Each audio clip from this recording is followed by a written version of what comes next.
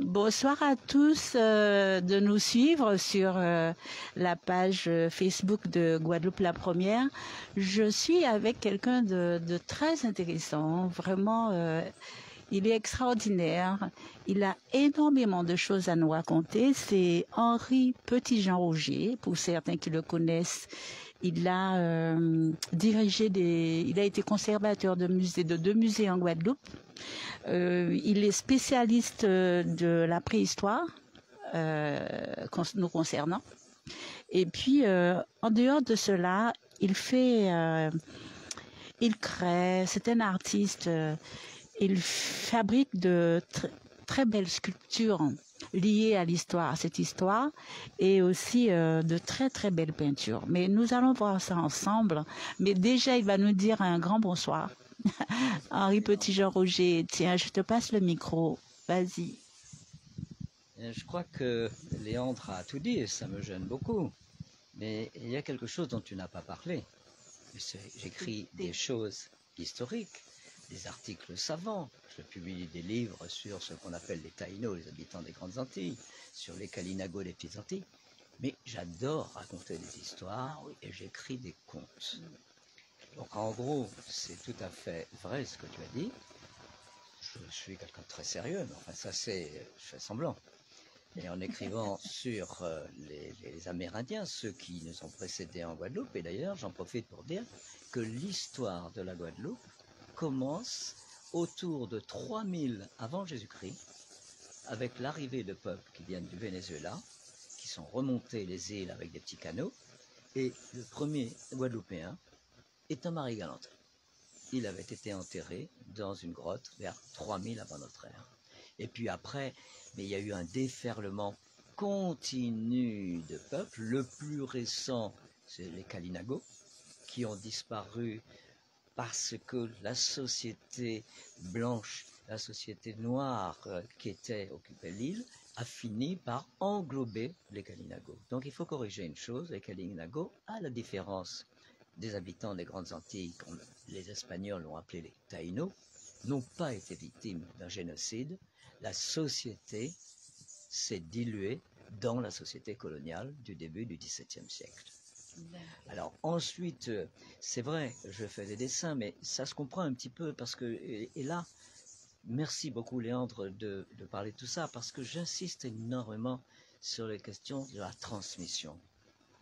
Pour moi, ce qui est important, surtout comme quelqu'un comme moi, je suis originaire de la Martinique, j'ai eu la chance d'avoir des parents exceptionnels, intellectuels. Ma mère a été élève de Césaire.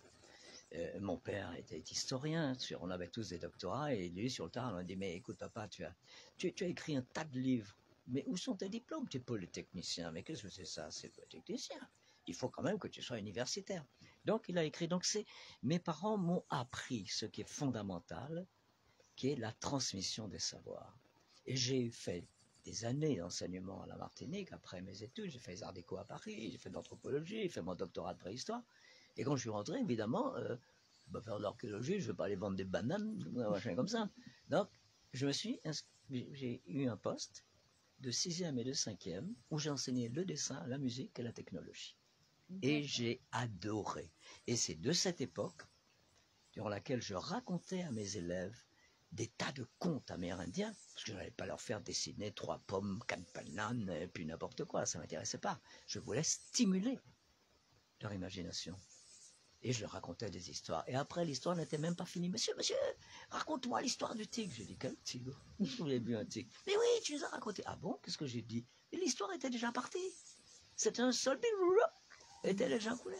Donc, pour moi, j'ai beaucoup reçu, je dois donner. C'est pour ça que tous mes contes ont un côté comme le conte moralisateur, mais il y a toujours à la fin, par exemple comme dans La baleine aux yeux verts, qui a été publié il y a quelques mois, eh bien, une note sur la préhistoire de la Guadeloupe. Et c'est là, tout le monde va savoir que les premiers habitants vers moins 3000, le musée de Gare-Claire avait été fait par les Gare-Claire, qui étaient Gare-Claire, etc., qui sont les Taïnos, où est-ce qu'il y a des souvenirs amérindiens en Guadeloupe, ce qu'on appelle les roches gravées, les pétroglyphes, à quoi ça servait, etc., etc. Le deuxième volet qui m'intéresse, et qui est le repos pour mon cerveau, parce qu'en ce moment je suis en train d'écrire un nouveau livre très compliqué, puisqu'il va porter sur un personnage qui est Christophe Colomb. Il a porté sur Que tu aimes bien. J'aime pas beaucoup le personnage, mais j'admire le navigateur parce qu'il avait fait la somme des connaissances en matière de navigation, de récits sur les voyages réels ou inventés vers l'Orient. Et il a eu cette idée, mais qui lui avait déjà été, je dirais, suggérée par toutes ces lectures, c'est que en passant par l'Ouest, on arriverait du côté du paradis terrestre, là où, dans la croyance ancienne, on situait à l'opposé extrême de l'Occident, à l'extrême Orient, le paradis terrestre. Et ça a été une des raisons qui ont permis de flatter la reine Isabelle et de faire en sorte que pour la propagation de la foi chrétienne, il a obtenu un bateau et des aides et des appuis. Donc ça c'est un élément. Le deuxième élément, alors là c'est extraordinaire.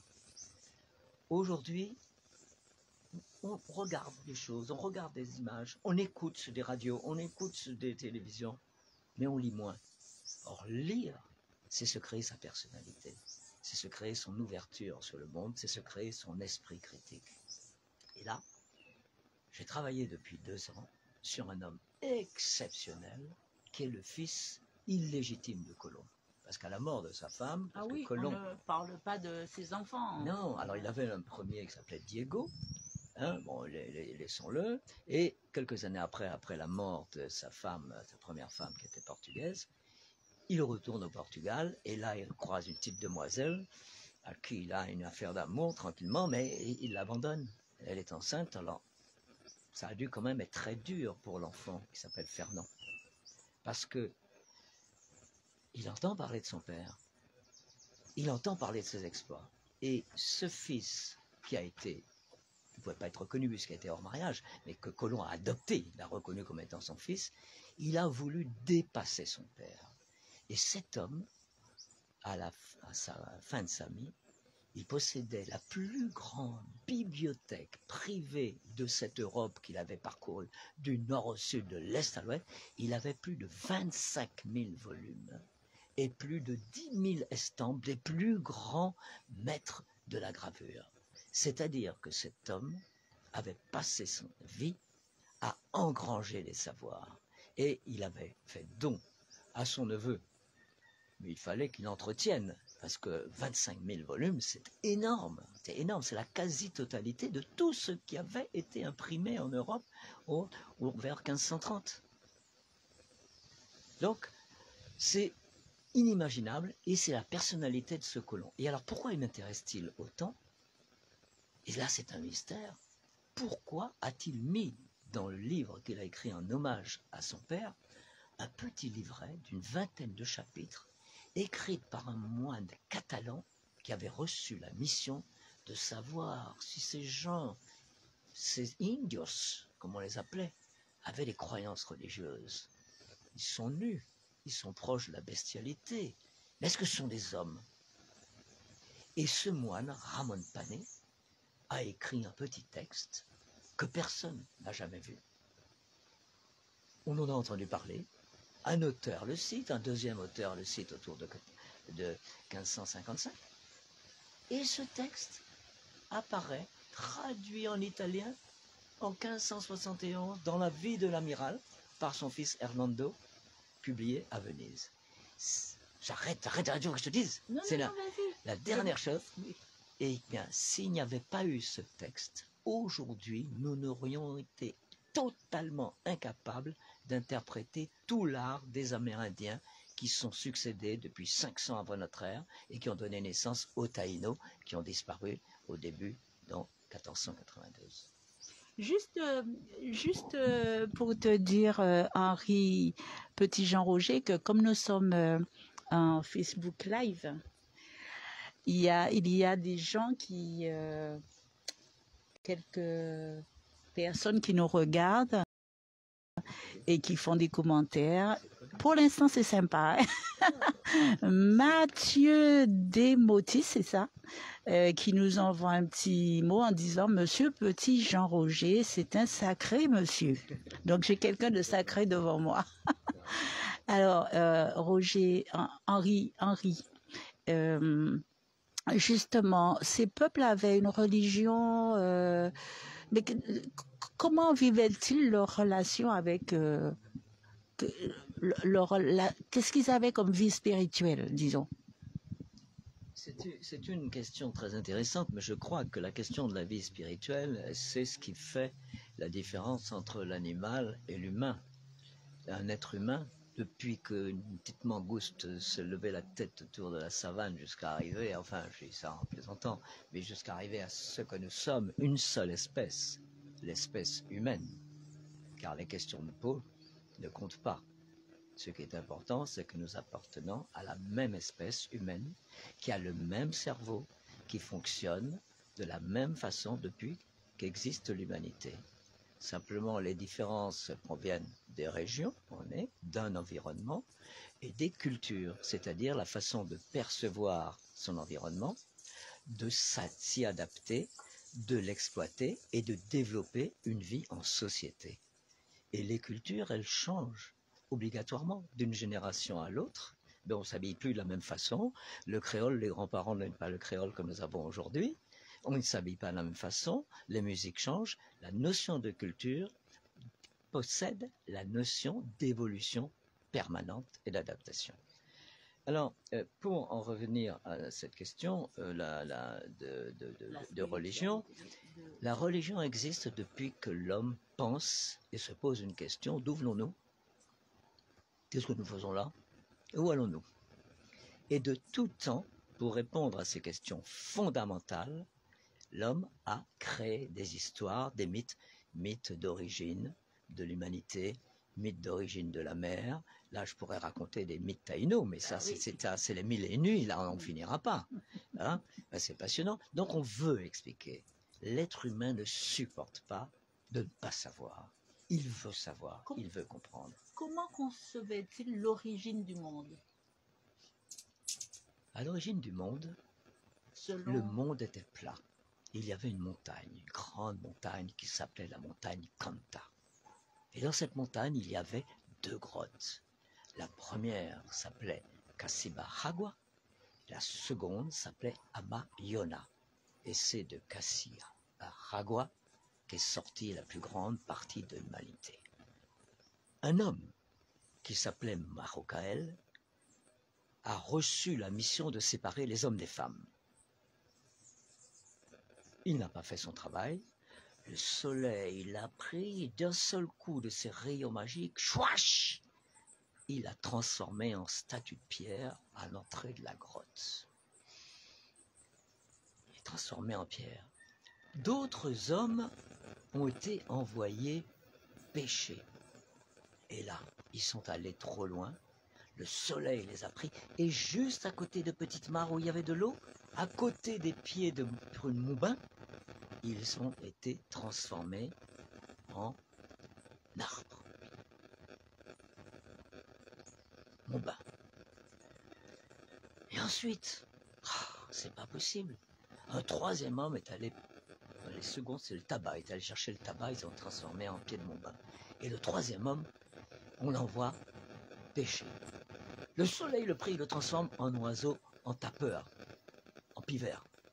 Et les hommes étaient dans la grotte. Et un jour, un séducteur dit à toutes les femmes, Vina, mais quittez ce homme-là, on nous chape, quittez cet homme-là, bléo. Et le cacique arrive, dit, mais la solcaille. Bon, monsieur, puis, non, ce n'est rien, regarde le bolon, regardez l'ambiance, mais là, et pouf, il le noie et part avec toutes les femmes. Et les femmes, les hommes dans la grotte, sont là, mais où si c'est madame là, yo chapé, nous mêlés, quand on a fait, et c'est Timoun yo là, yo a fait, quoi, yo ne vini tourner, des petits crapolades, des petits crapauds, des petites grenouilles. Et pendant ce temps-là, les hommes n'ont toujours pas de femmes. Alors ils envoient 4 jumeaux, qu'on appelait caracaracol, ça veut dire, mais c'est qu'une égale. La poire est sec, ni grands ongles. Et ils l'envoient parce que des hommes, en allant à la chasse, ont vu les femmes qui ressemblent à les femmes. Oh, puis c'est Tchébéo, les femmes ont disparu comme des aigles, ils échappaient. Ils reviennent, et les anciens, nous jouons ces femmes-là, mais ils échappaient, quand nous avons fait aller, nous mêlés.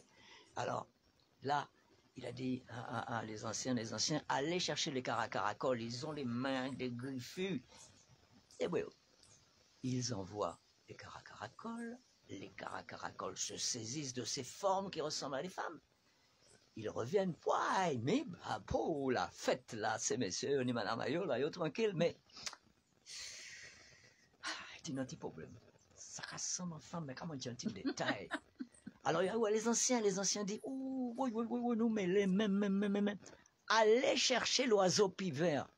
Et le moine Ramon Pané, qui a écrit cette histoire de la mythologie des Taïnos, il dit, il remarquait ça, il m'a tué. Ils allèrent chercher l'oiseau susdit, c'est-à-dire le piqueur, le pivert. Ils attachèrent l'oiseau là où d'ordinaire se trouve la nature des femmes. L'oiseau, croyant qu'il s'agissait d'une poutre, se mit à besogner. Et ainsi, suivant le récit des anciens, ils eurent à nouveau des femmes.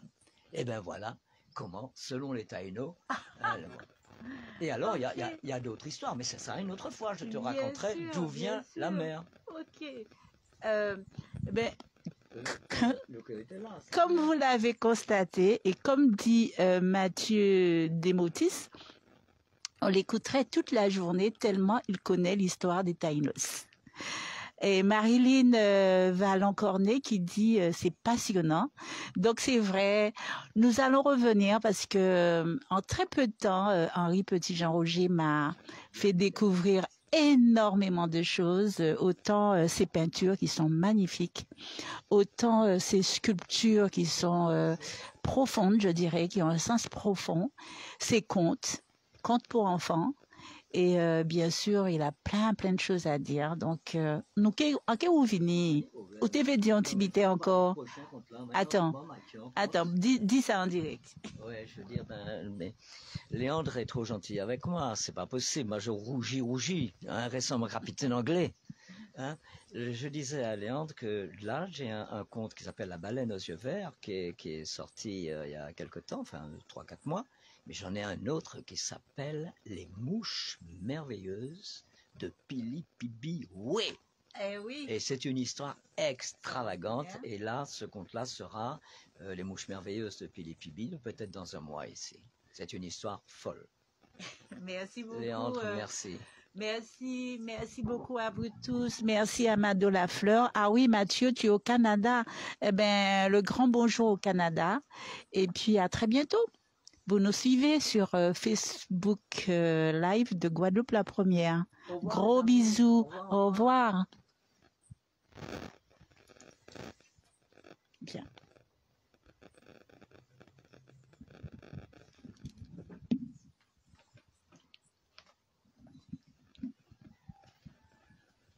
Mais tu en as des choses à raconter, hein? C'est toi qui me fais parler. C'est toi la raconteuse. Moi, je ne fais rien. À bientôt alors. À bientôt, Léandre.